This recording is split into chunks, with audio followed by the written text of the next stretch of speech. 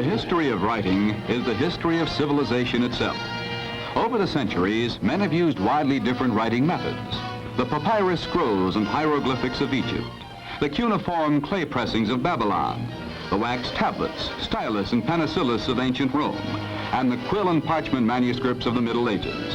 The evolution of modern writing has involved proud conquerors and humble laboring men. But today's writing instruments and their widespread use are relatively new. In 1849, when Eberhard Faber came to New York and established a small business, pencil production on a large scale was not yet introduced into this country.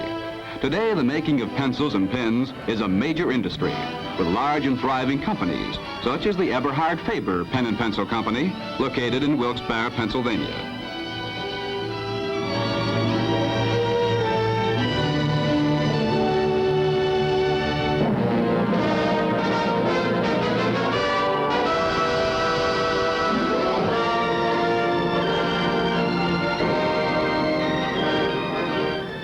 Well-used pencil, an object so common as to go almost unnoticed in our everyday life. In its long and busy career, it has been useful to many persons in many ways, and to make it useful required many steps and many skills.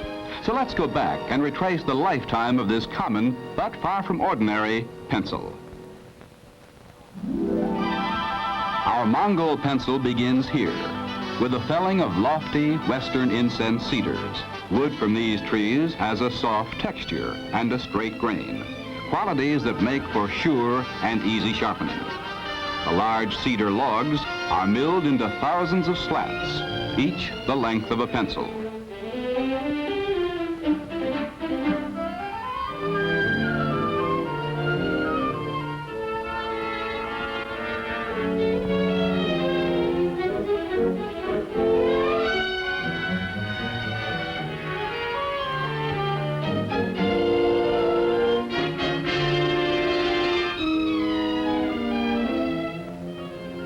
These slats then cross the continent to this modern pencil plant in Pennsylvania. A portion of one of them will form the wooden jacket of our feature pencil. In the same plant, a conveyor belt carries special fine white clays from Germany and the southern United States. This clay is added to graphite mined in Mexico, Ceylon, and Madagascar as the first step in making the lead for a quality pencil.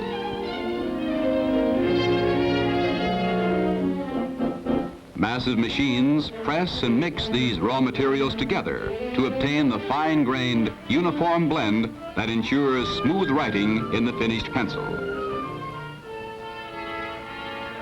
Although these mixtures look the same, each individual graphite and clay blend has its own precise formula, according to the hardness of the pencil leads desired.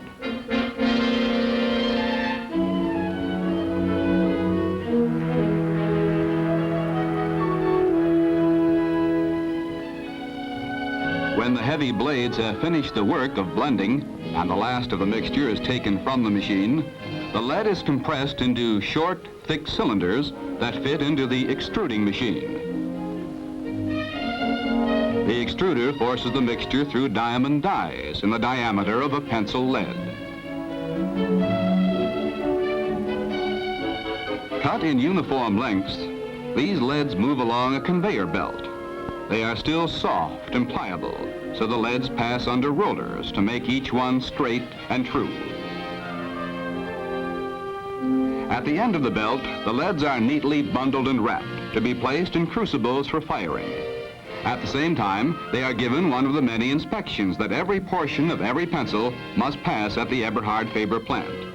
From the arrival of the raw materials to the time when the finished pencil is shipped out, an extensive quality control program checks all materials and manufacturing steps. Each individual pencil must meet all the company standards, or else, someplace along the line, it will be rejected. Within square crucibles, the bundle leads are fired in the glaring 2100-degree Fahrenheit heat of these ovens. After fully 4 hours in this inferno, the glowing crucibles are automatically taken from the oven and carried to cooling racks outside the building. This firing process gives the pencil lead its strength and endurance.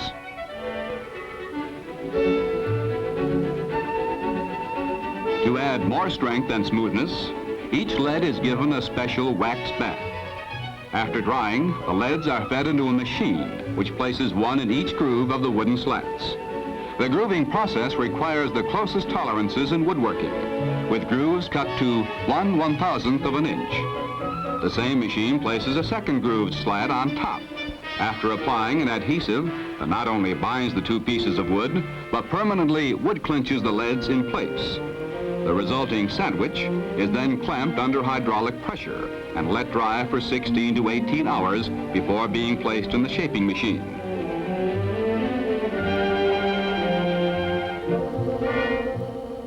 Here, the wood clinch slats are each cut into individual pencils, still unfinished, but at last clearly identifiable.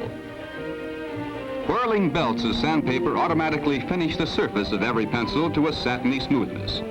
Each panel of our hexagonal pencil receives individual attention from progressively finer sanding belts. Traveling back and forth through the varnish machines, our pencil receives 6 separate coats of lacquer, each applied automatically. The result is a quality finish of great smoothness and gloss, a finish that will last until the pencil is discarded. Actually, these pencils are given more coats of finish than many of the most expensive automobiles. When the last coat of lacquer is dry, each pencil is branded by a heated die that stamps it with a specially coated India leaf. This imprint includes code numbers for the type of pencil and hardness of the lead, as well as the brand name, or in some cases, a personalized imprint. This one machine performs the 5 final steps in the manufacture of our precision-made pencil. The end is shaped, the ferrule put on, and the eraser inserted and firmly secured. Modern machines like this 5-station machine speed production and make possible better quality pencils at moderate cost. Pencils emerge from production at a rate of 1 million per day. Yet every pencil must pass a final inspection. The tiniest flaw, a slight imperfection which might not even be visible to an untrained eye, and the pencil is discarded. Every pencil packaged must be perfect. The laboratory is the command post for the elaborate quality control program in this plant. Here, daily testing watches over daily production. These ballpoint pens are put through endless penmanship exercises to check their endurance and to expose any sign of skipping or blotting. Pencil leads undergo particularly severe tests. They are tested for tensile strength, as well as for blackness, smoothness, moisture content, and uniformity. In a sharpened pencil, they are also tested for point strength. And of course, sample pencils from the production line must pass the ultimate test, the hand of man. Although everything in the manufacturing process is scientifically measured and controlled, the final judgment of quality is in writing. Our Mongol pencil is only one of many products made by Eberhard Faber. From the same plant comes a great variety of specialized products for special needs. These include precision pencils for draftsmen, colored pencils for artists,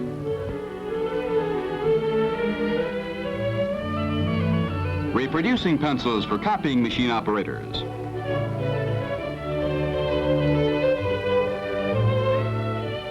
fine writing pens for accountants, and a host of other products as well, including, of course, since we all make mistakes, a variety of erasers, such as this one for stenographers. America's oldest pencil company is still expanding and diversifying in its 2nd century of putting its quality in writing. The president of Eberhard Faber Pen and Pencil Company, Mr. Lewis M. Brown, and his entire management team look to the future as an era of growth. Pens and pencils have become indispensable to man's everyday activities. Our typical Mongol pencil, now packed in a carton, crosses the loading platform at the plant and is loaded into a truck. Here its life journey begins, a journey that could lead to any place on earth.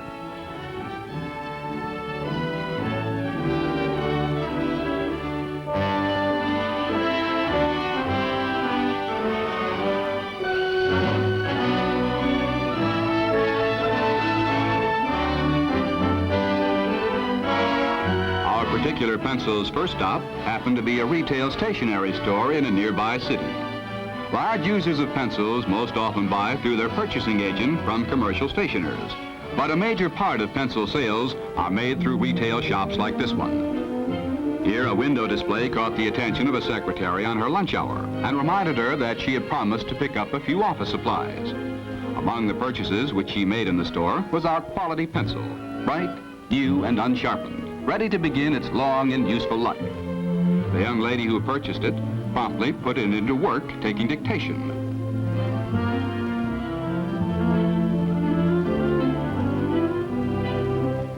But it was not to hold this job for long. When a phone call came, the boss borrowed the pencil to make an important note.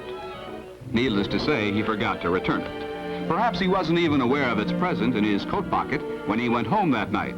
But there it stayed until his wife happened to need a pencil to add some items to her grocery shopping list. When she was finished, our Mongol pencil was left on the kitchen counter. It next fell into the hands of the young son of the family and helped speed him through his homework. But long before the next report card came around, it was left behind in the school cafeteria and acquired yet another owner.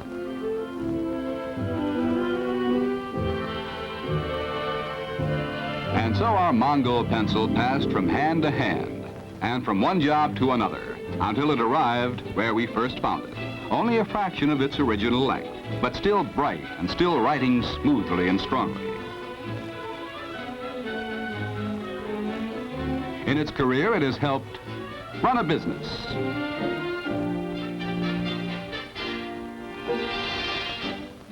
plan a family's meals, teach a future citizen,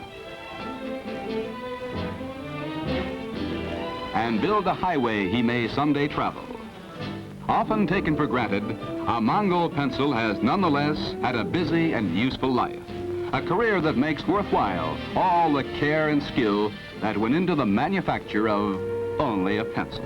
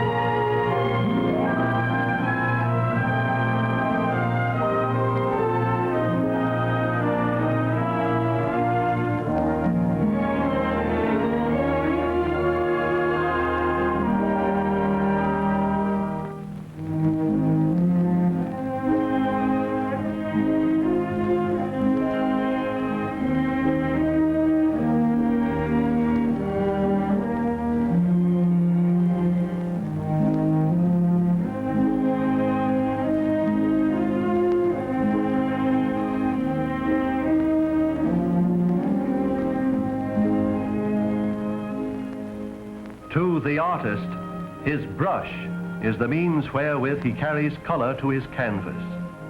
It may be the broad stroke of a storm cloud or the delicate line of a glamorous eyelash. The artist relies upon a precise tuft to place his pigment where and how he wants it. Thus does the brush make its contribution to art and beauty, as in 1,000 other ways it plays its part in 1,000 other fields.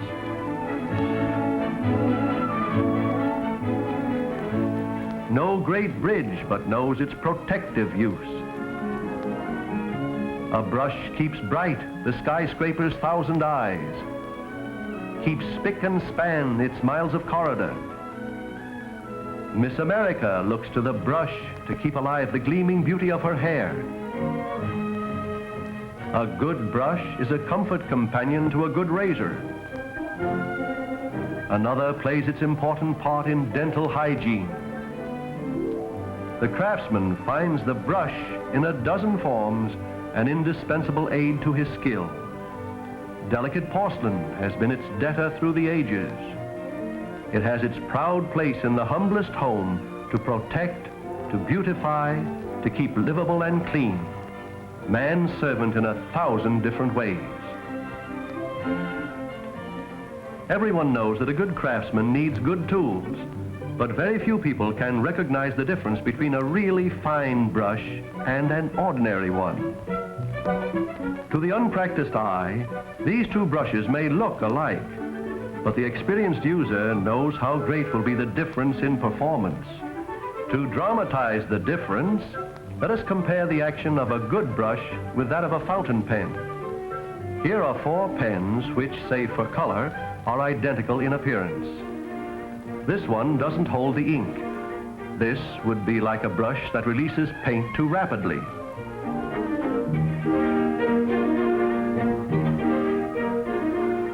Pen number 2 isn't as messy as number 1, not yet. In fact, it doesn't feed the ink at all. Shaking doesn't help because it's just inefficient, and can be compared to this type of brush which doesn't absorb enough paint and requires too much pressure to release whatever paint is in the brush. The third pen is suffering from another kind of trouble. It's a scratchy one, like those you find in the post office. Here is just about the same effect in a brush. Due to poor construction, the bristles finger in use and become stringy. But pen number 4 was built to do the job right. Here is action like a skater's waltz. So with a good brush, every single stroke will spread the paint exactly where it is wanted, smoothly, neatly, and efficiently. No matter how good the paint, only a good brush will produce a good result. What makes a good brush? The right blend of hair or bristles and skilled workmanship, and it takes many types of fur and bristle to produce brushes for different purposes. For example, here is royalty in the world of fur, royalty too among brush hairs. For this is red Russian Sable. From its tail come hairs silky soft, yet with a steely spring akin to the sharpness of a pen, and so treasured by artists and fine letterers the world over. From the skins of the badger, Russian, Caucasian, and Turkish, comes the distinctive badger hair. This is Turkish Badger. See the characteristic stripe just below the tip. Here, the hair dressed, combed, sized, ready for making into fine brushes. There are also less expensive badger-type brushes made of skunk hair. The outer layer is badger, but the dark inside is skunk. Russian Squirrel, Kazan, the brown type, Sakamina, the blue, popularly, though erroneously, known as camel hair. For no camel ever lived whose hair was ever fit for the making of fine brushes. This hair is soft, smooth, clings well to thin color. Probably the brush maker may be forgiven for calling this fur fitch. Actually, it's skunk, yet despite its odoriferous sauce, it does its work well. The painter finds its soft hair well adapted to staining fine furniture, among other uses. The civet cat also contributes its tail to the making of fine varnishing and enameling brushes. Frequently, too, you will find it known as commercial black sable. You may have on occasion tickled Bossy's ear without realizing that here is the source of material for fine brushes. This hair is unusually soft and straight. It has life and resiliency and is adaptable for many uses. This brush has won wide acceptance in railroad shops, with car builders, among interior decorators and cabinet makers because of its smooth, non-streaky performance. These are the soft hair brushes, suitable to the more delicate needs of the artist and fine craftsman. Many different kinds of hair, of brush style, and of use. But the brush most widely used is made of bristle, It's the wall or paintbrush, and is the greatest contributor to the practical workaday world.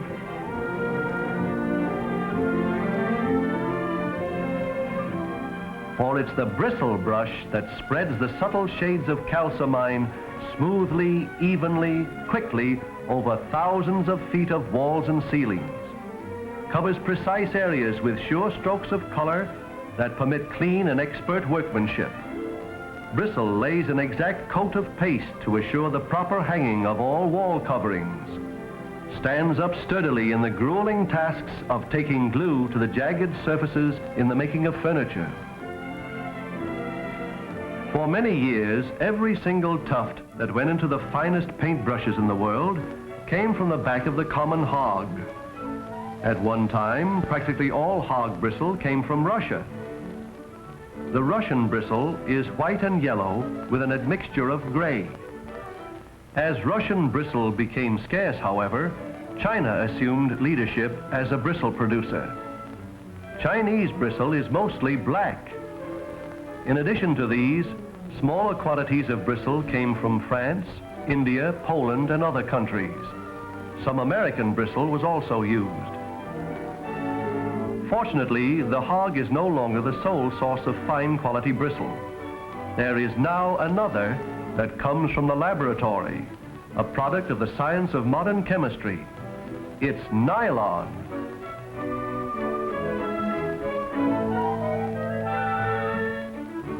What properties do nylon and hog bristle have that are so important to the making of fine paintbrushes? 1, both resist curling so that the bristles, properly handled, lie straight and unmatted throughout the life of the brush. 2, each bristle is tapered. This allows the paint to flow easily and evenly. Hog bristle has a natural taper, while nylon gets its taper at the factory. 3, paint retention. Hog bristle retains paint largely because of its natural split or flag end. Nylon does it by a combination of special brush construction and the texture given to the bristles by crimping and sanding. It's interesting to compare the qualities of nylon and hog bristle. Here are 2 brushes, identical in size and shape. One made with hog bristle, the other nylon. When dry, their weights are equal. A special test apparatus dips both into the same container of paint to an identical depth.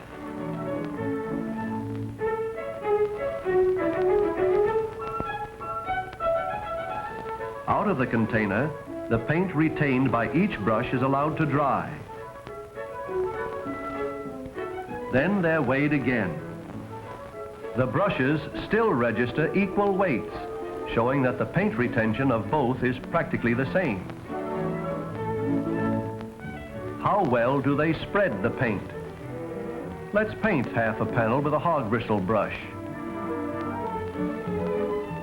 Now the other half, same paint, with a nylon brush. The nylon turns out a smoother surface, shows fewer brush marks.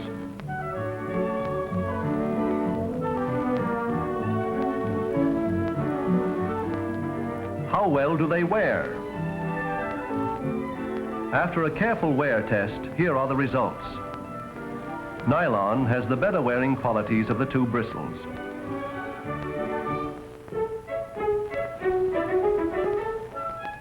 There's another material that looks like bristle, but it's a rank imitation. Indeed, you may have seen these strands flowing behind that horse that didn't win. It paid off only in horsehair like this, that often finds its way into brushes that are presumably made entirely out of bristle. But every good painter knows that horsehair brushes will not wear well and cannot produce good results. But whether it's made of hog bristle or nylon, it takes excellent craftsmanship to achieve the properties of a good brush. It takes a lot of work just to prepare hog bristle for its use in good brushes. Here are raw Chinese bristles, just as they have been pulled or scraped from the hide of the hog. After the raw bristles have been cleaned and combed, They are stacked with all the tuft ends even. Then the bundle is dragged for size. The longest bristles are pulled out and laid aside. Then shorter lengths are withdrawn, and the process continues through the entire bundle. And at the end, each size is in its individual stack, ranging in length from 2 to 8 inches. Hog bristle is shipped to this country in cases of various grades and sizes after being gathered, prepared, sorted, graded, and disinfected. Each case contains bristles of a certain size, which are also graded for stiffness and color. After the paper wrapping is removed, the bristle is carefully tied in a cone shape.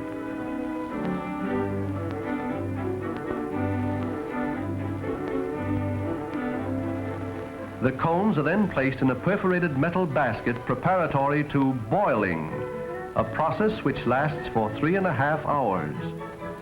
Boiling straightens the bristle and prevents curling when the brush is used. After boiling, the bristle is set on wire trays which are placed in drying ovens for a period of 12 to 14 hours. Shorter lengths of bristle are placed on wire trays in their original packages and set into a specially constructed sterilizing chamber for a period of 3 hours. Here they are subjected to a series of heating and steaming operations that will remove foreign matter from the bristle and straighten it. When ready to be made into brushes, an exact amount of bristle is weighed out, consisting of the proper proportions of soft and stiff, long and short bristle. As an example, these 4 bundles of bristle are indicative of the various sizes and grades that go into the making of a 4-inch wall brush.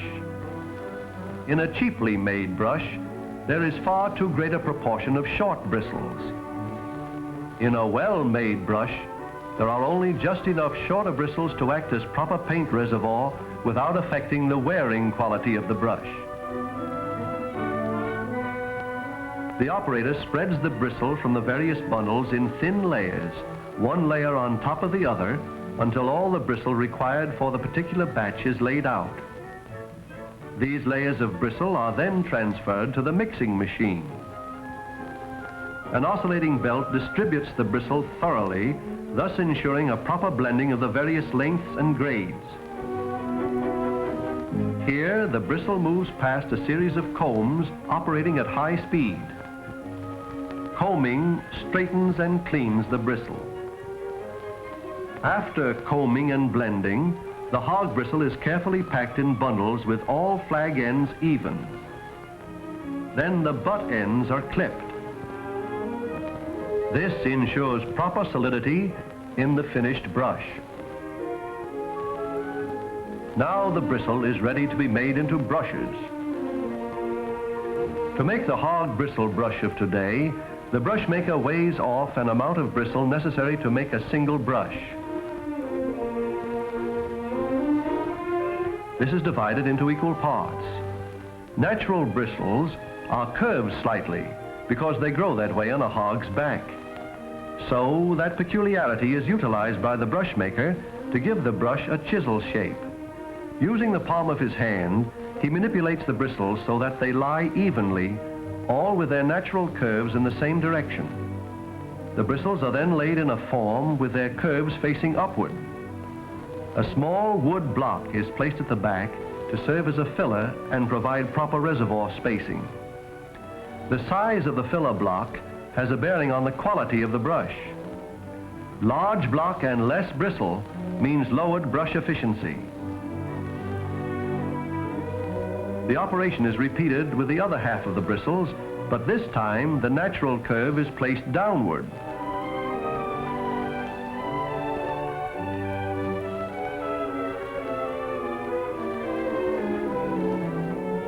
This forms a perfect brush structure.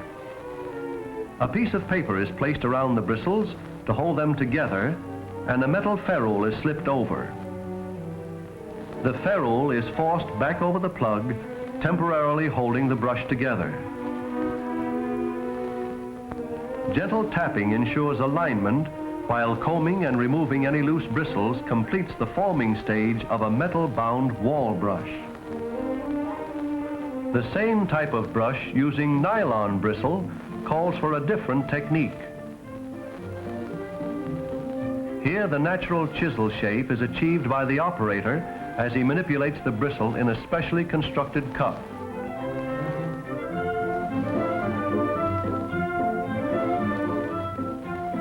The same process is used in the making of various types of brushes and calls for both skill and experience on the part of the brush maker.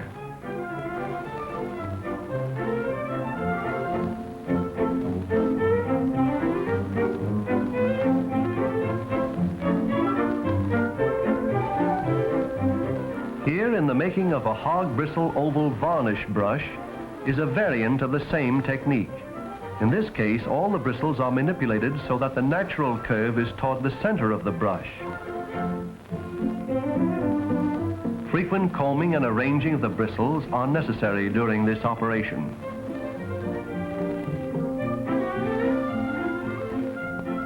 The bristles are then placed flag end down into a V-shaped cup having a weighted bottom. The cup is tapped on the table, forcing the bristle to conform to the shape of the cup. It is here that the craftsmanship of the brush maker is of prime importance, as with consummate skill he manipulates each bristle into its proper place.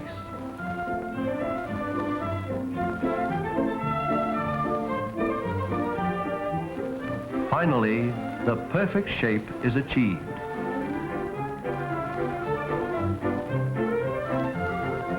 A flat chisel varnish brush also requires the use of the V-shaped cup. The bristles are placed flag end downward, and the cup is tapped to form the bristle into a perfect chisel. A better view of this operation may be had with this cutaway cup.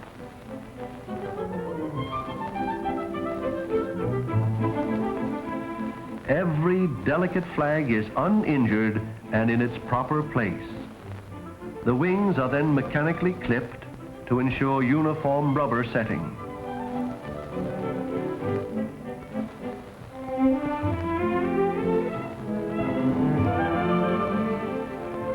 An interesting contrast in brush making is provided by this lesser grade of varnish brush. Here the bristle is placed directly into the ferrule and quickly pulled out to length. After the bristles have been permanently set, a machine simply trims both sides to a chisel shape.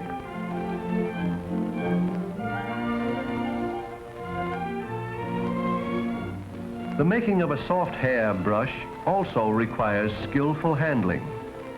For this badger brush, the hair is weighed and frequently combed and knifed to straighten and to remove any dead hairs which may be present.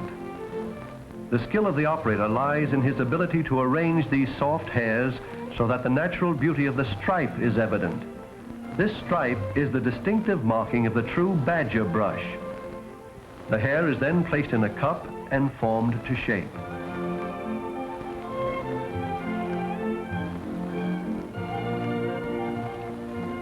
A different kind of brush and different methods are used to make a floor sweep. Holes are bored into this block to accommodate the small bunches of bristle which the brush maker is tying together. The butt end of the tuft is dipped into hot cement and tied with cotton thread. It is then re-dipped and inserted into the block. Finally emerges a floor sweep. Still another technique is used to make a bead car scrub. Here the brush maker fastens the bristle in the block by means of a brass wire. A tuft of bristle is held in the wire loop and drawn into the block. After all the holes are filled, the bristle ends are trimmed, completing the brush. For all types of brushes, nylon or hog bristle, flaxseeding is the next step. Here the ends are dipped into a flaxseed solution. When dry, the bristles hold together and the brushes may be handled in subsequent operations without disturbing their shape. The brushes are now ready to be set in rubber. After the wooden block has been removed, the brush is placed, butt end down, on a perforated tray. A shallow tank containing liquid rubber of a precise consistency is slowly raised until the bottom of the tray is immersed. Then follows a period of natural absorption, during which the rubber rises in the body of the bristle to the required height for perfect setting.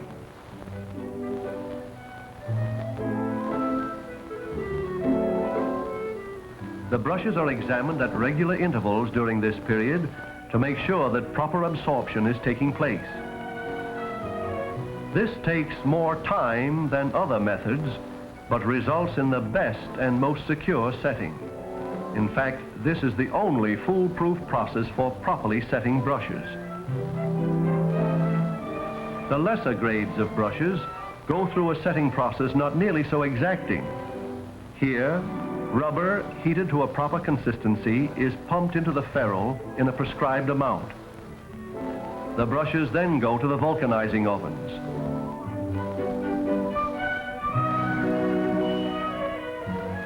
High-grade brushes, on the other hand, are first slowly dried in a heated chamber. At this point, the butt end of the brush is opened with a knife and the original block inserted. The ferrule is pushed down and the bristle straightened with a comb. Only then is the brush ready for vulcanization.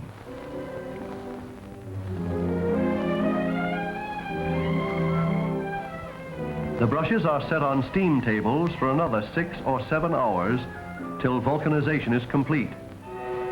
The rubber becomes so hard, holes must be drilled in the setting before nails can be inserted to attach the ferrule.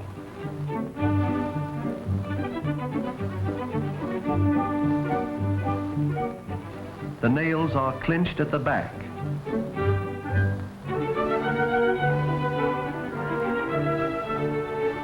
In certain cases, the nail ends are riveted.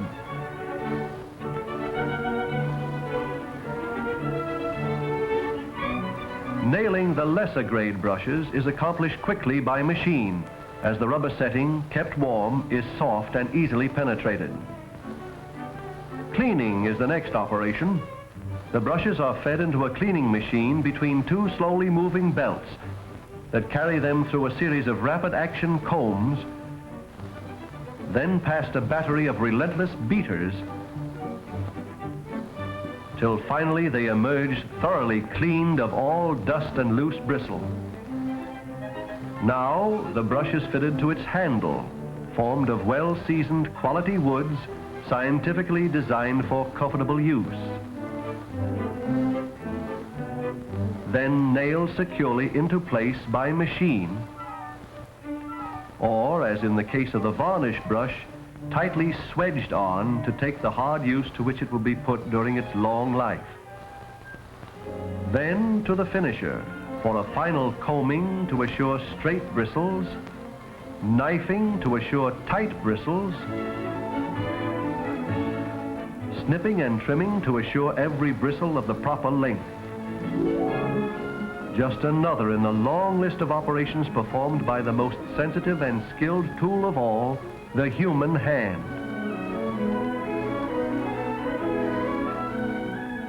Would you watch an artist at work? See the sure precision that binds this brush with its leather strap, each move with the assured touch of a master craftsman, till the two wedged ends form the perfect finish. Brushmaking was not always an art. A clump of bristle may have been the crude brush that conveyed color to walls in ancient Egypt. It has taken centuries to travel from this to this. The finished hog bristle brush is oiled to assure pliability, buffed to a sheen befitting a quality product, while the nylon bristles are sanded to ensure maximum paint retention. Now, each brush is stamped with the name of its proud maker. Then the final, almost caressing inspection that seeks out and removes seemingly imaginary imperfections till each brush is placed in its individual wrapper, then boxed, ready now to do well its 1,000 tasks in the work of the world, protecting against the wear of heat and wind and weather, achieving beauty and color and design, aiding the artist, the craftsman, and the workman in a dozen fields. No task too severe, no assignment too exacting. Remember always, for a brush that will flow the paint more evenly and cover more surface, that needs less energy and uses less paint, for a brush that will give most hours of service, the master painter looks for a name which has ever typified the ultimate in the art of brush making.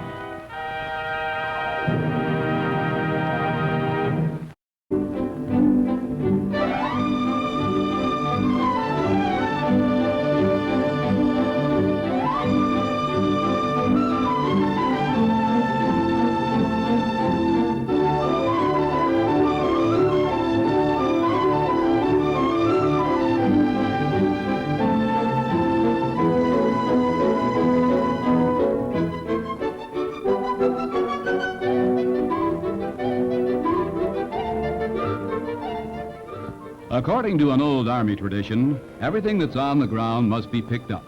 Everything that moves must be saluted.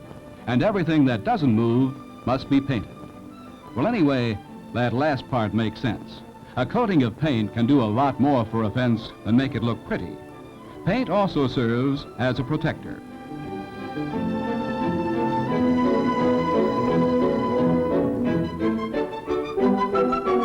That's why our GI friend may find himself doing the very same thing later on in civilian life.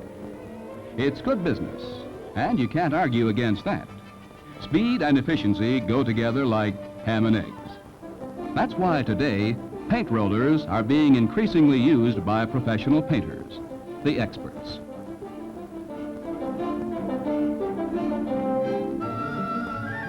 Here at the Easy Painter Corporation's huge plant in Milwaukee, Wisconsin, paint rollers are being turned out at an ever-increasing rate to meet the steadily increasing demand of the paint contractor and the painter trade. The paint roller, incomparably the best paint applicator known to man, was originally made for various home uses, but that was merely scratching the surface of a revolutionary idea. Today, professional painters everywhere use paint rollers for practically every purpose. And the Easy Painter Corporation, the world's largest manufacturer of paint rollers, is kept mighty busy filling the orders. Let's go inside for a few minutes and see how the job is done. The making of a paint roller is apparently a simple thing. Glue a piece of suitable material to a little cylinder and stick a handle on it. That's about as simple a manufacturing process as you could find. However, the making of a good paint roller, now that's a different story.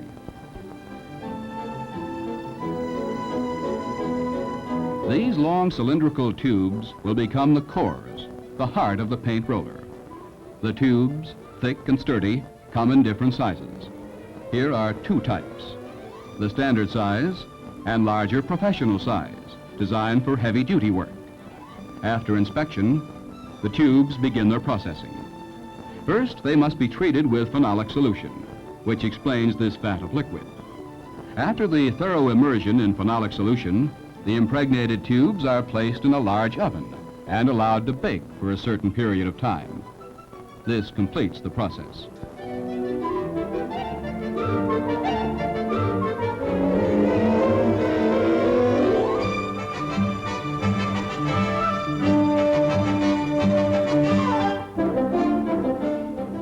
These metal screen cores, here being seam welded, are as indestructible as only steel can be, and are used in Easy Painter's top-grade roller covers. Actually, there's quite a lot of metal used in the production of paint rollers. The handle, for example, is basically a shaped piece of steel wire, light, strong, impervious to any corrosive solvents.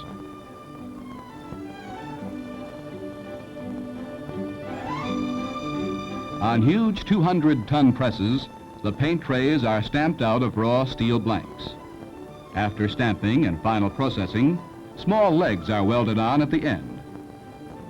The tray must have a steady base if it is to do its job properly.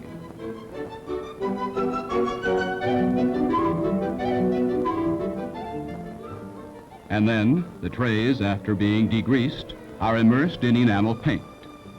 Finally, after baking, the trays are finished. Made of heavy gauge steel with a baked enamel finish that provides solvent-proof protection, resistant to rust and corrosion, the tray is ready for a lifetime of painting activity.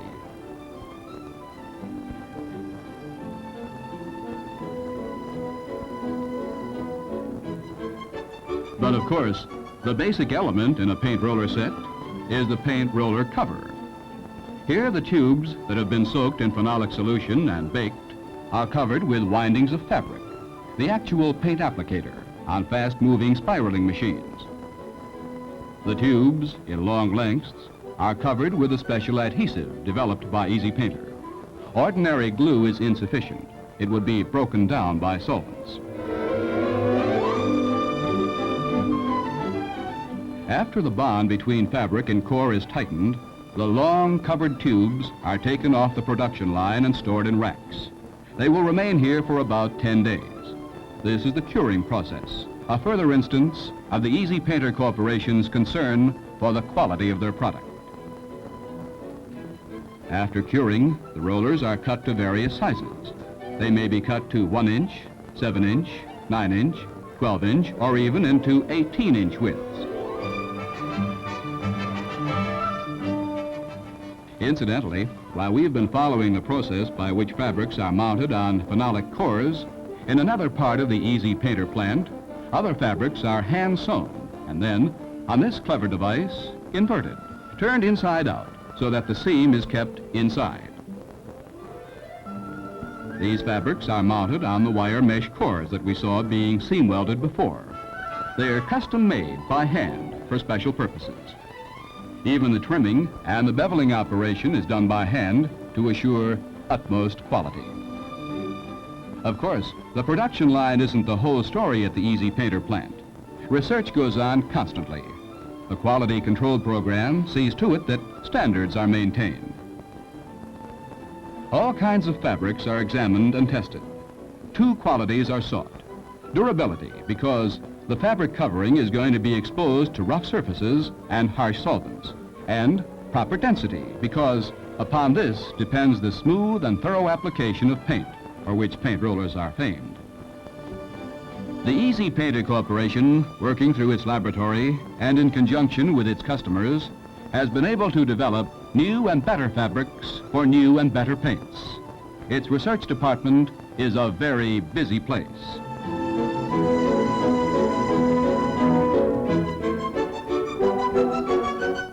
Among the fabrics used in Easy Painter rollers are mohair, prunelle, flannel, lamb's wool, carpet, rainelle, and dynelle. Of course, production matters are only a part of the overall business picture.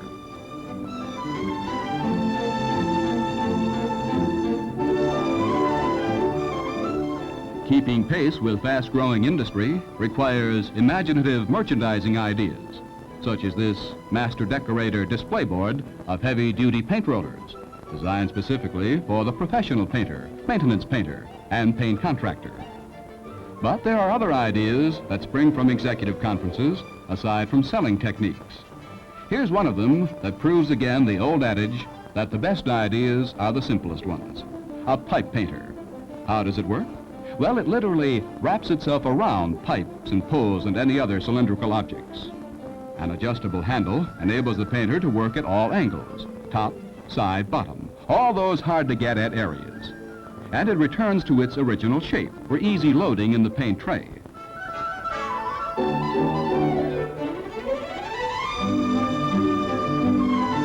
A variation of this idea is the smaller contour painter, ideal for painting fence posts, cattle stanchions, metal railings, parking meters, and innumerable other objects with rounded surfaces, like poles or furniture, even machinery. Both these paint rollers may also be easily attached to extension poles, further enabling the painter to reach inaccessible areas. Paint rollers, as a matter of fact, can do just about every job there is, and do it better. Take this corner of a room, for instance, and take this cleverly designed corner roller, which rather closely resembles a donut. The idea is a simple one, but again, a very good one. As the donut revolves up a corner, it coats both sides, and it does the job in a flash. Now for the wall. And here's where roller painting really saves time, and more than time, too. The extension pull enables the painter to use both hands, and thereby evenly distribute the muscle strain.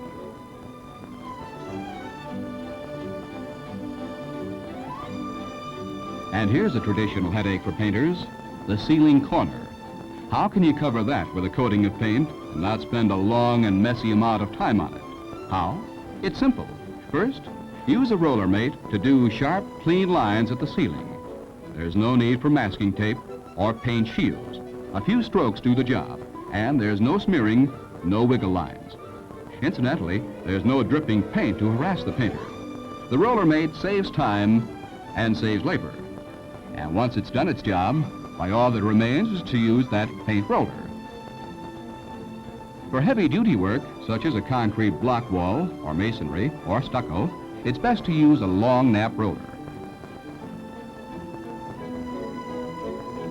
For a brick wall, a high-quality fabric such as a long nap Lonell covering is recommended.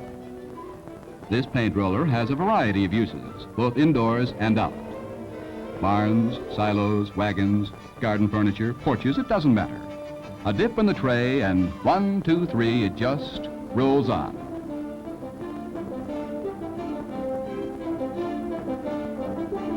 Then, of course, there's the floor. Easy to paint, really, but there's so much of it. And then, too, who wants to bend over or work on his hands and knees all afternoon? Well, there's really no need. Not for the professional painters anyway, the experts who know better. They use long handle rollers, available in up to 18-inch widths.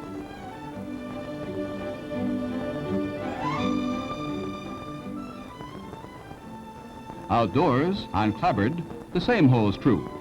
The paint roller is the most revolutionary development in painting since, well, almost since paint was invented. The professional painter uses paint rollers to paint just about anything, even large ships. Actually, by using paint rollers, this freighter will be able to leave port a full day earlier than if it were painted by conventional means. That represents a big saving, the real reason why paint rollers have swept over the painting industry.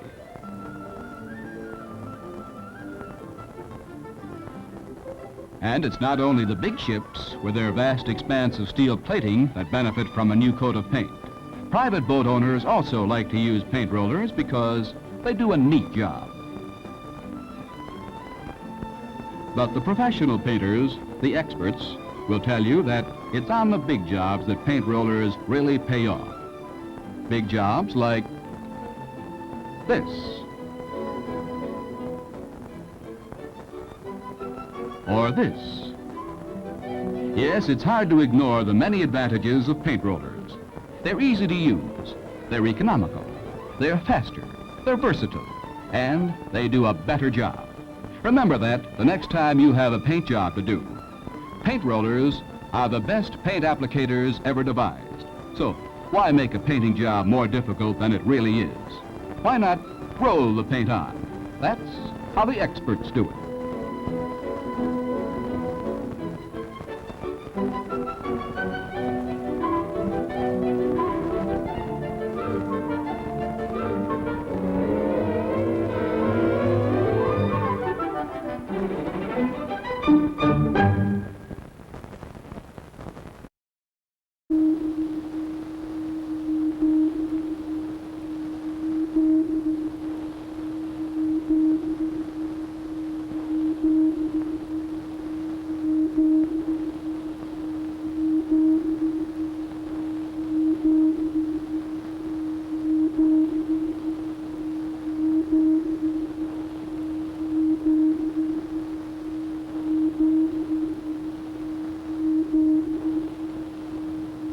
These are some of the most advanced research instruments in the world, the kind of technology used to push back the frontiers of medicine and science.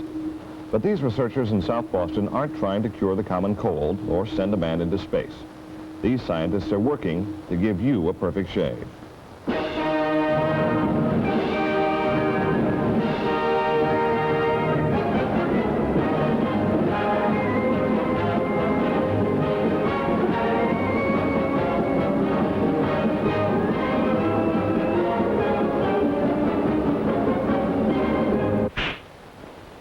Got a mole? Yeah, I've had it all my life. Don't have it anymore. For centuries, there was no such thing as a quick, painless shave. Men fought back their facial hair in a never-ending battle, armed with one of the bloodiest weapons the world has ever known, the old-fashioned straight razor. Expensive to replace, forever getting dull, it made shaving difficult and dangerous, even in expert hands. The bloodshed might have gone on forever were it not for an ingenious, persistent Yankee named King Kemp Gillette. He was a traveling salesman living in Brookline at the turn of the century. Like many New Englanders of his time, Gillette believed in progress through invention. He also believed in disposability. Gillette was virtually obsessed with the idea of inventing something that people could use and then throw away and buy again. He used to think about the problem night and day, even while in his bathroom. And that's, of course, when the idea came to him. The idea to invent a disposable shaving edge which could be discarded and then cheaply replaced when it got dull. Gillette knew he was onto something big. He wrote to his wife, "I've got it. Our fortune is made."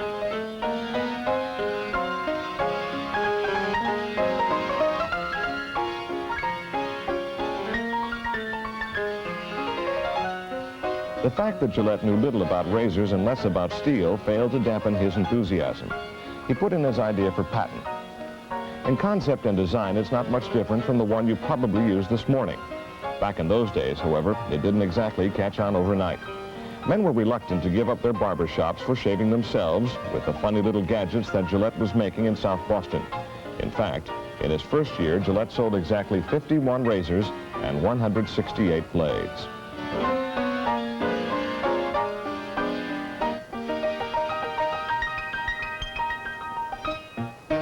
The business that got off to such a shaky start 75 years ago is still here in South Boston.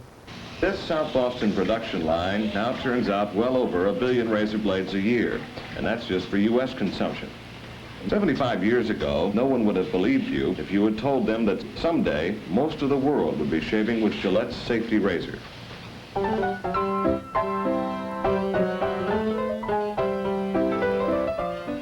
No one except King C. Gillette. He believed his razor was the biggest little invention that ever hit the U.S. Patent Office, and he wanted to tell the world, "Buy my razor." Marvel at its advantages. It's portable, disposable, economical, and safe, at least compared to the old cutthroat kind.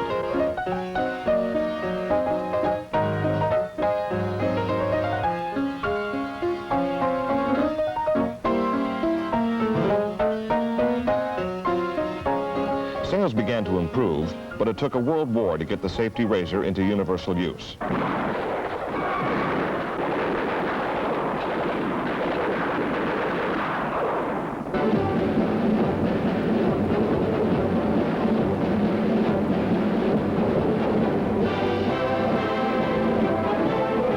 There were no barber shops in the battle lines in 1917, so every American soldier was issued a Gillette safety razor and ordered to do it himself.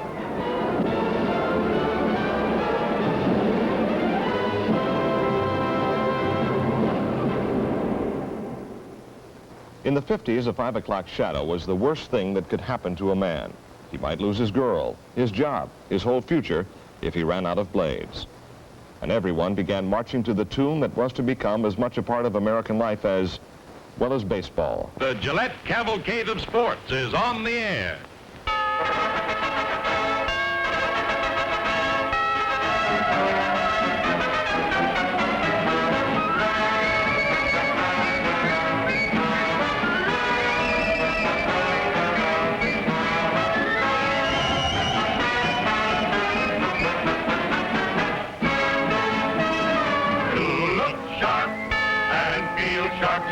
Choose the razor that is built for you. Light and regular and heavy. Hey, slick shaves for any beard. Ole!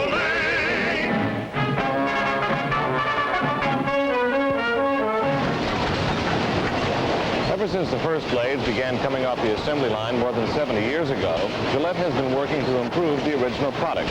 Of course, there are those people who like the original product just the way it was. And that's why Gillette still manufactures just about every blade it ever made. These Gillette Blue blades may cost a bit more today than they did some 50 years ago, but they're still very much in demand, along with the thin blades, the Platinum Plus, the Techmatic, and Gillette's newest shaving innovation, the Track 2 shaving system. You took your perfect face and gave it a perfect Track 2 shave. You shaved it close and safe, now you got that perfect. To create a shaving product that works as well as the Track 2, and to back up the amazing claims you see in Gillette's commercials, Warren Nissen and his new product research team use some highly unusual techniques, like this contact electronic razor. It's actually a Track 2 attached to a digital readout, so Gillette researchers can study just how often each Track 2 blade makes contact with the face. I'm holding this paper towel to my face to keep it damp because I'm about to take a shave, and one of the more unusual shaves I've ever taken. We're in the research and development laboratories here at Gillette, and with me is Bernard Luria, who is with R&D here. And Bernie, what are we going to do with this very unusual camera with a razor stuck in front of it? Well, we're going to take a roll of film, high-speed 16mm film, in which we're going to take pictures of an actual shave taking place, magnified approximately 4 times on the film, and this will show how the hair is being cut by the razor. The speed of the film will be very rapid, up to 1400 frames a second. So we'll get an extreme slow-motion picture of a shave close-up. That's right. Okay, well, how do we start? Well, take this paper towel and dab your face dry. All right. Okay, now reasonably dry now. Now, you get the razor against the side of your face, and I'm going to turn the light and an air blast on to blow hair away as the razor is shaving your face. All right. Now, when you're ready to shave, say go. Go.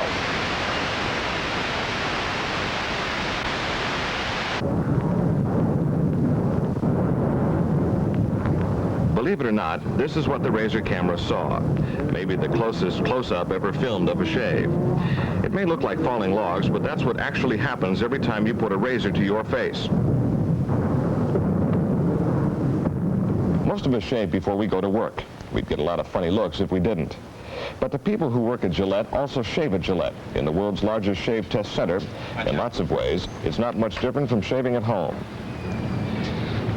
Each one of these cubicles is designed and built just like a miniature bathroom at home. The main purpose of this, of course, is to give the guy who's shaving the feeling that he is at home, that he's shaving in his normal shaving environment. All kinds of blades are being tested here, the competition's as well as Gillette's. Also under evaluation are differences in the way individual men shave and individual women.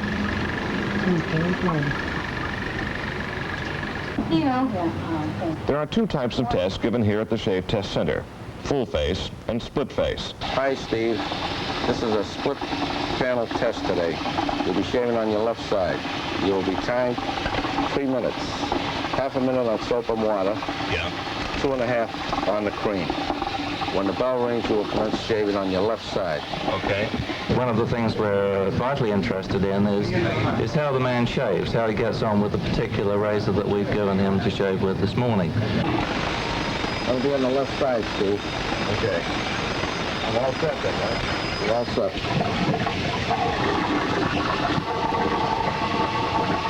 In the split face test, the man will come in and prepare his face and then shave one side of his face with one blade and the other side of his face with another blade, hence the split face shave test, and make a comparison between the quality of the 2 blades he shaved with. Baby Faye, baby Faye, baby Faye, you've got the cutest little.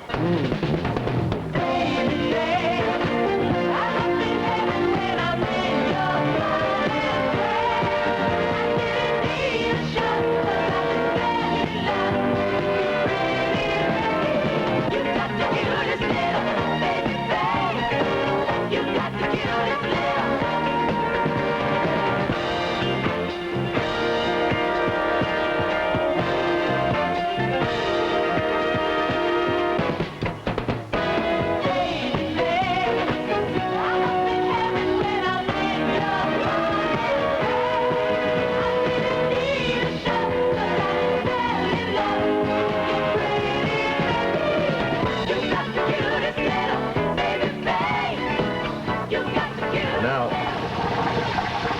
question is, which side of my face will develop a 5 o'clock shadow faster than the other? That'll help determine how we do in the test, right? Yes, right. Answer? Right. Okay. Now, I'm going to ask you for a pull rating on your left side that you shaved with first. Okay, and that's between 1 and 10, and 10 means it's very smooth, Very right? smooth, right. Well, I'd give it about a 7. 7. Not too bad. All right.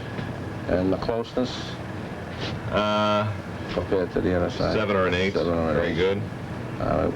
And overall satisfaction on that left side? About a 7. 7. My opinion of the condition of my face will now be correlated with the condition of the blades I just used. Because what my face does to the blade is just as important as what the blade does to my face. After all, the edge of a blade is only a few millionths of an inch thick. How do you keep that thin edge sharp, shave after shave after shave? Dr. Suri Sastry and his colleagues at Gillette's Boston R&D lab have made a science of it. Millions of people around the world accept the inexpensive and disposable razor blade edge as a necessary grooming aid in their daily lives without really realizing the very interesting technical aspects. For such a microscopically small edge, that is, it's so small that ordinary light will actually pass through it at the very tip. For it to survive the rigors of shaving day after day is a truly remarkable thing. You can't see what a shave really does to a blade unless you take a very close look. With electron microscopes that magnify up to 1,000,000 times, Gillette scientists can see and photograph tiny imperfections in the blade's tip and surface, because even a microscopic nick could mean the difference between smooth shaving and agonizing scrapes. The razor blade edge is a very simple thing as far as average people are concerned, but here in this laboratory it never ceases to fascinate us, because right in this edge we have a combination of scientific phenomena that pushes science to the limits of its ability. When King C. Gillette made his first safety razor back at the turn of the century, he improvised with bits of brass and steel he found at a Boston hardware store named Wilkinson's, ironically enough. Today, Gillette imports special steel from Sweden and Japan, steel that can take and hold the Gillette edge. Much of the process of turning rolled steel into razor blades is a closely guarded secret, understandable since it's the secret of Gillette's success. Look sharp, feel sharp, be sharp and listen, mister. How are you fixed for blades? Do you have plenty? How are you fixed for blades? I'll take a look. By Jove, you know, I thought I had enough. This worn-out blade'll make your shaving mighty tough. How are you fixed for blades? Do you have plenty? How are you fixed for blades? I'll take a look. This worn-out blade'll make your shaving mighty tough. How are you fixed for blades? I'll go and get some. Gillette blue blades we mean. 75 years ago, people laughed at King Gillette and his razor. But Gillette, as he put it himself, just didn't know enough to quit.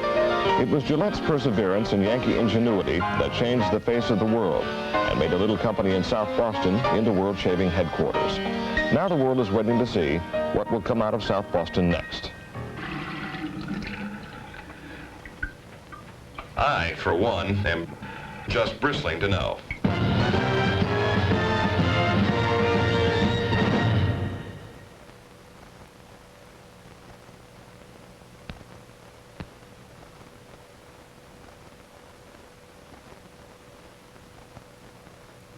Years ago, 13 small colonies declared their independence from a mighty power.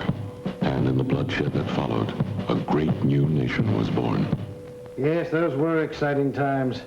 I don't know. I was there.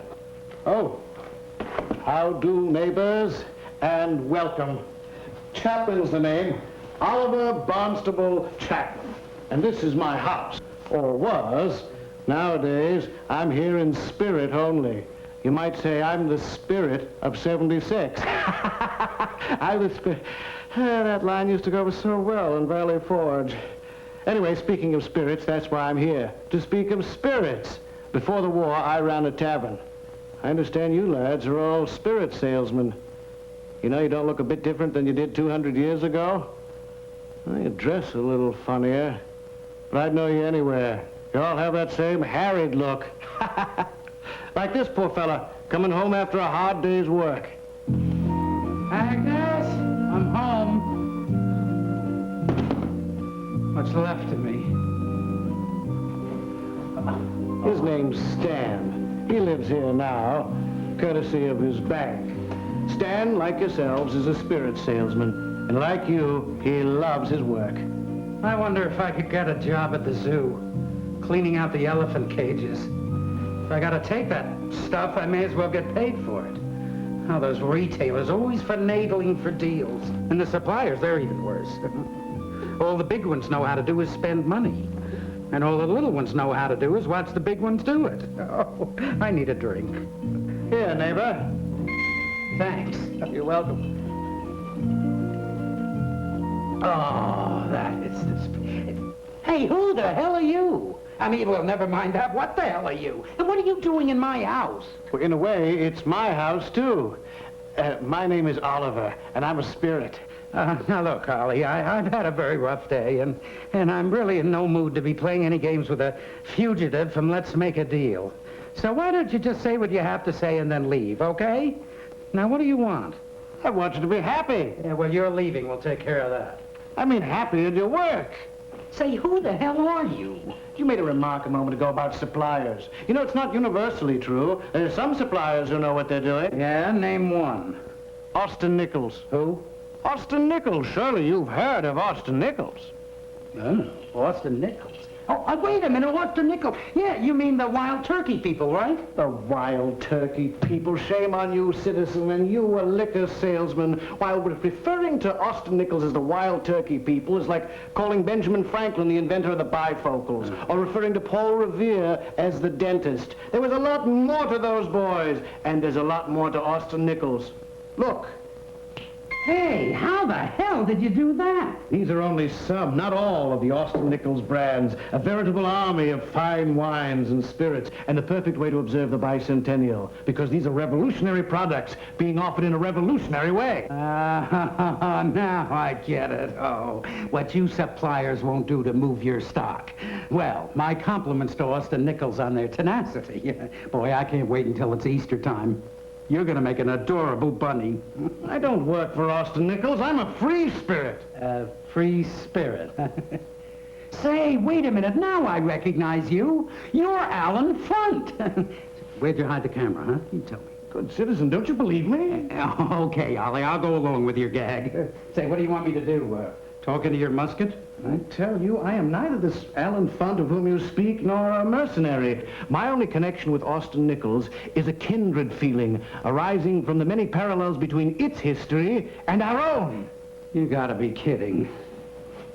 Wait for me. You gotta be kidding. There must be a hidden microphone around here somewhere. Hello? Hello? I was never more serious in my whole life.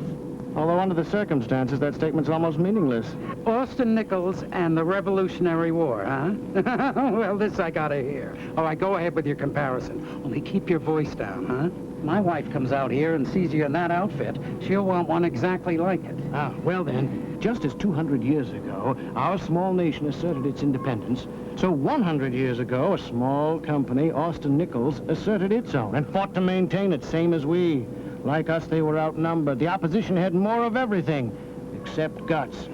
Like us, they fight on their own terms, not the enemy's. Whatever that means.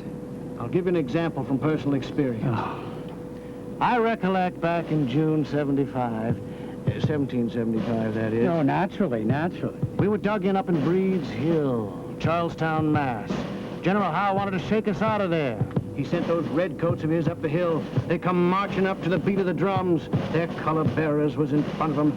They come flashing swords and bayonets, each one of them carrying 120 pounds of supplies in his back. But old General Prescott, he just grinned and said, "Hold your fire, lads, till you can see the whites of their eyes." And we did. And they came up 3 times and down 3 times, 1,300 men lighter. According to the history books, a British officer there present paid us the supreme compliment. "Sir," he said, "those bumpkins fought like Englishmen." No, sir, we did not. We fought like bumpkins. If we'd have fought like Englishmen, we'd have lost the war. Yeah. Well, I realize I'm a sucker for asking this, but what does that have to do with Austin Nichols? Austin Nichols also avoids head-on battles with the opposition, choosing instead to hit them where they aren't. And how do they do that? Here's an Austin Nichols brand. Metaxa. Doesn't fit into any known category. It's classed as a specialty liqueur. Well, that names it, but it doesn't describe it. How can you describe the indescribable? It's the #1 drink in its native Greece. Here in America, reminds me of General Francis Marion, the swamp fox of the Carolinas. Suddenly it's popping up everywhere. It has 100% distribution in the bars here. It has? How did that happen? Simple. Greek patrons requested it, bar owners stocked it. It was visible. Its unique excellence did the rest. It's become naturalized now. Americans have welcomed it, and Americans are finding new ways of enjoying it. Oh, yeah? I didn't know that. Here's another, for instance. Campari, the only aperitif in the world with a spirit base instead of a wine base. Long a favorite in Europe for over a century, it's becoming a favorite here. Put it in a store, it disappears in no time. Yeah, but it's still just an aperitif. Not the way Austin Nichols is handling it. Haven't you seen the literature? These Campari instead ads are stressing Campari's versatility. It's using General Washington's strategy and taking Princeton. By promoting Campari's versatility, Austin Nichols is making an end run around the whole spirit business, cutting into not only the opposition's aperitif sales, but also its vodka, gin, rum, and sherry sales as well. Well, that's fine, but what have they got for real drinkers? For people who like their whiskey strong and straight? Austin Nichols can't compete in the Scotch department, for example. Here's where you're wrong, my friend. Let me show you what I mean. Well, I don't... Austin Nichols excels in straight drinks. Take famous grouse. You did it again, huh? It's a Scotch made to go over ice, as surely as Washington crossing the Delaware. Now, wait a minute. What chance does famous grouse have against the better-known big-name brands? Now, Austin Nichols has got to lose in head-on confrontation. Oh, now you got me doing it. With famous grouse, Austin Nichols can afford a direct encounter. It's the only 90-proof Scotch in America. It reminds me of Light Horse Harry Lee. He only fought where he knew he had an edge. And in today's Scotch market, 90 proof gives famous grouse an edge that would warm the cockles of Light Horse Harry's horse hot. Horse Harry's hair hot. You better let it go. You see what I'm deriving at? You see the similarities? I could go on drawing analogies for hours. I think I will. Oh, my God.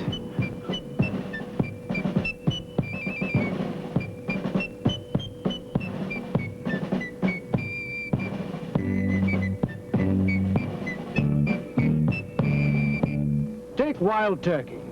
Okay, thanks. Now, the industry is complaining that bourbon sales are down, yet wild turkey sales are up. How do you explain that? The Declaration of Independence? Oh, General Nathaniel Greene at Charleston. Well, I was close. The British had us outnumbered 4-1. But old Thanos split our forces and moved us in 2 directions at once.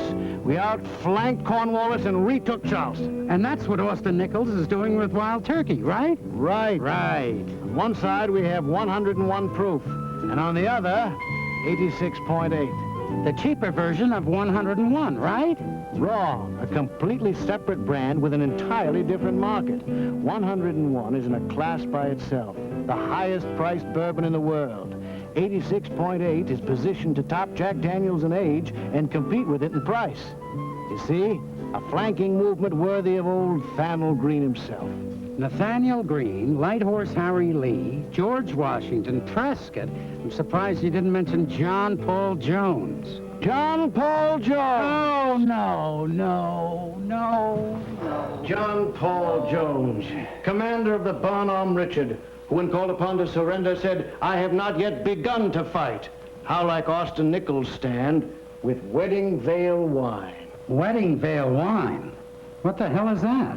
Look at that packaging. Talk about unique. Isn't that a beauty? And like John Paul Jones, it came into the fight against overwhelming odds, but it's showing steady gains against its chief competitor, Blue Nun. And like John Paul Jones, it hasn't yet begun to fight. And like the British, I surrender. You've made your point. Austin Nichols is like the Continental Army. In so many ways. And where would our armed forces have been without the contributions of our imports? Heroes the likes of Casimir Pulaski from Poland, Baron von Steuben from Prussia, The Marquis de Lafayette from France. Austin Nichols products, too, come from many different lands. Metaxa, of course, comes from Greece. Campari from Italy. Famous grouse from Scotland. Wedding veil from the Rhineland. From Ireland, Paddy, and Murphy's. Not one, but 2 Irish whiskies. Paddy, bottled in Ireland, a prestige label going after the top of the market. Murphy's, bottled here to compete in the popular price class. What other distiller ever offered the market 2 Irish whiskies? Once again, the edge I mentioned earlier. From France, the finest of Chateau wines. Austin Nichols is the prime American importer of French Chateau wines and fine Bordeaux. Mocan, with a price that can compete with our leading domestic brandies and a taste that can compete with the finest imported cognacs. All different, yet alike in one quality essential to the Austin Nichols philosophy, their uniqueness.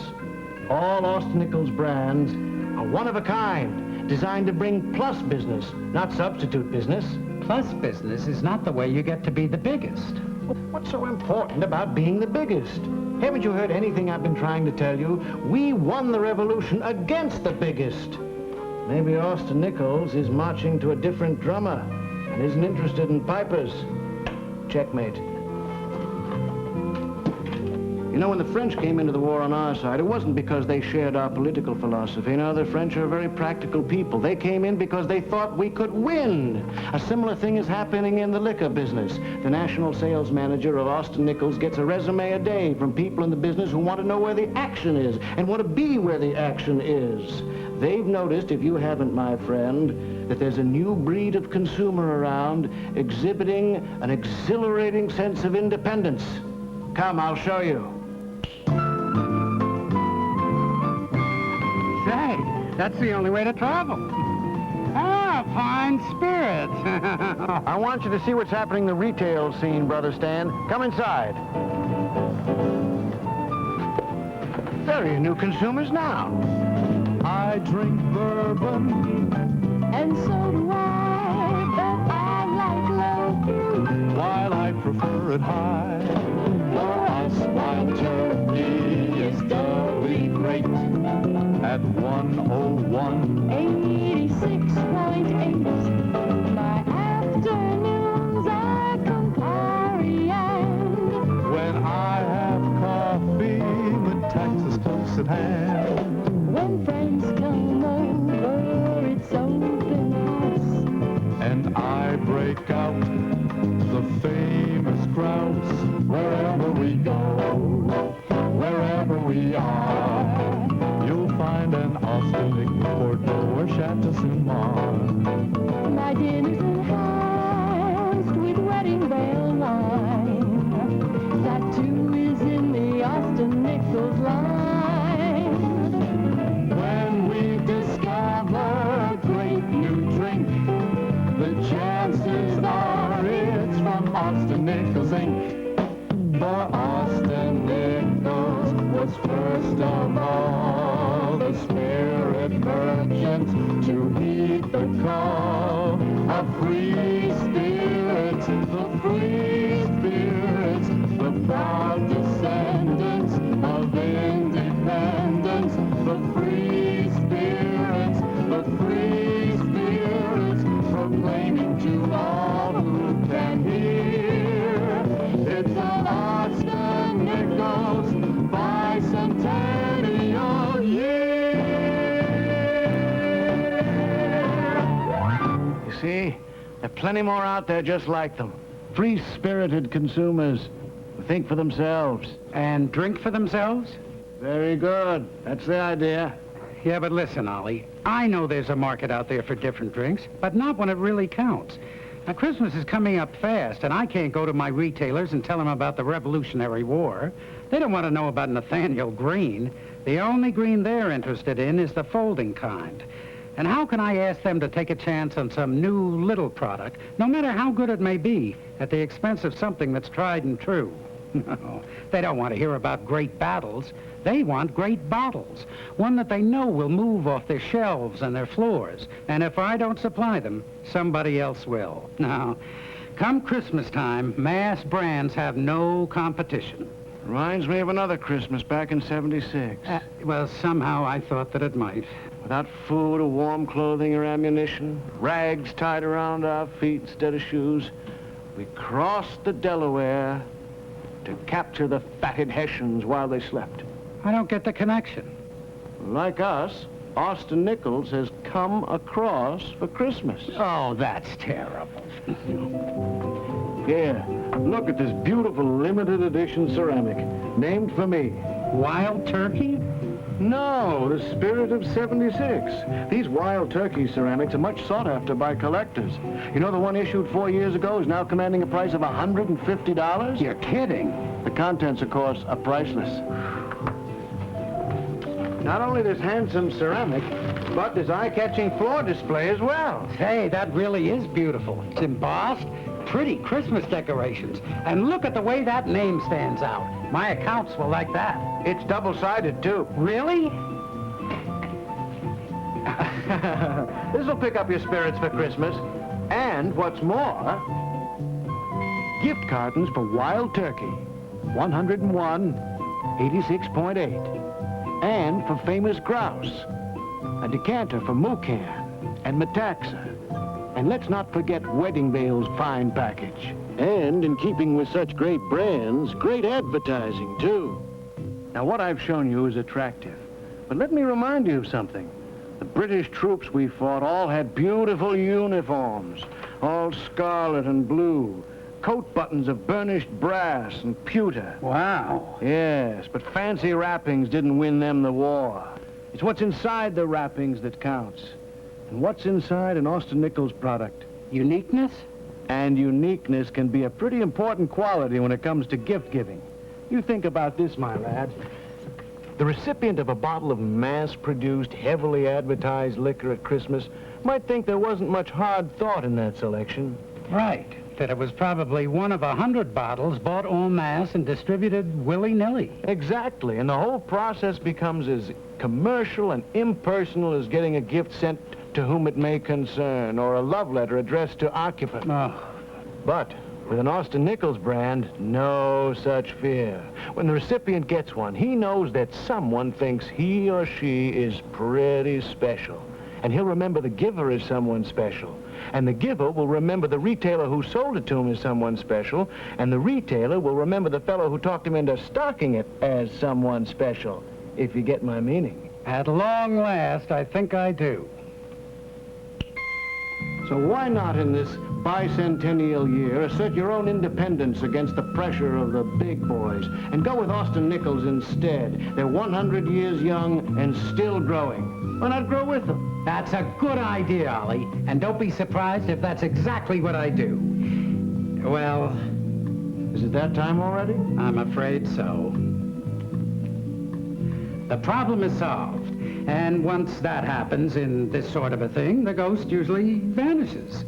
And then we realize that he really was a ghost because he's left something behind like his powder horn. And then we realize that it was actually all just a dream, and I wake up. Wake up. Wake up. Wake up. Wake up! Wake up, Uncle Oliver! Wake up! Wake up! Oh, Betsy, it's you. Oh, poor Uncle. You've been having another of your dreams, haven't you? Yes. It seems so real. Just like all the others. What was it about this time, Uncle? Same thing. I keep dreaming about spirit salesmen. The free spirits, proclaiming to all who can hear. It's an Austin Nichols bicentennial year.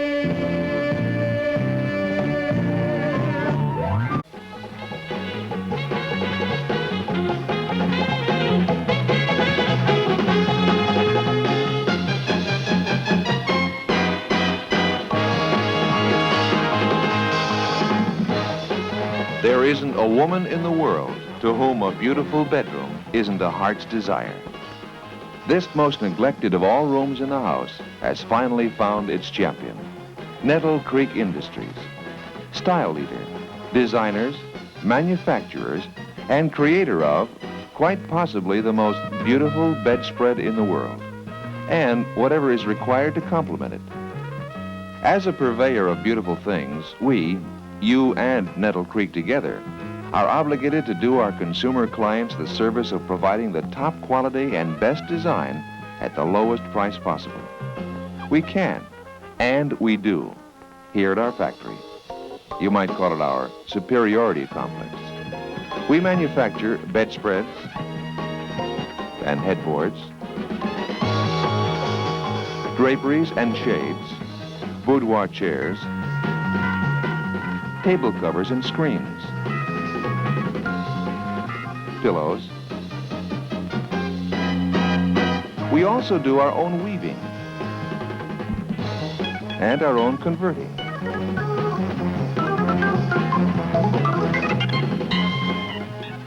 To combine these various elements into a unit, harmonious and rhythmical, with a new beat for the with-it people of today. This is our task. Don't sell only a bedspread, sell a beautiful bed. Total concept design is the only approach acceptable today to customer and seller alike. When a woman comes into your store looking for a bedspread, what she really wants is a bedspread that is so beautiful it will change your draperies and headboard, shades and chair into things of beauty too. Happily, we can lead her to her goal, but on the way, there is certain information we require. We must ask questions in order to give answers. We must ascertain the style she wants, the color she wants, and the spirit of her room and house. By style, we mean historical style, such as 17th century French, also known as Louis XIV and XVI. Notice the dominant line. Louis XV, provincial, Georgian. Notice the Nettle Creek damask type print, early American, empire, and contemporary. Color is more than red, yellow, and blue. It surrounds us and affects us as much as the air we breathe does. Red is action, danger, energy, and a favorite color of women collectively. Blue is the favorite color of men, coolness and tranquility. Orange makes people thirsty. It's rebellion, fire, heat. Yellow is cheer, sunshine, and the most eye-attracting color. Purple is royalty. Green is wealth, springtime, and fertility. Color, consciously or unconsciously, can signify many things. Feelings, conditions, and so forth. If you remember this, color selection will become another asset.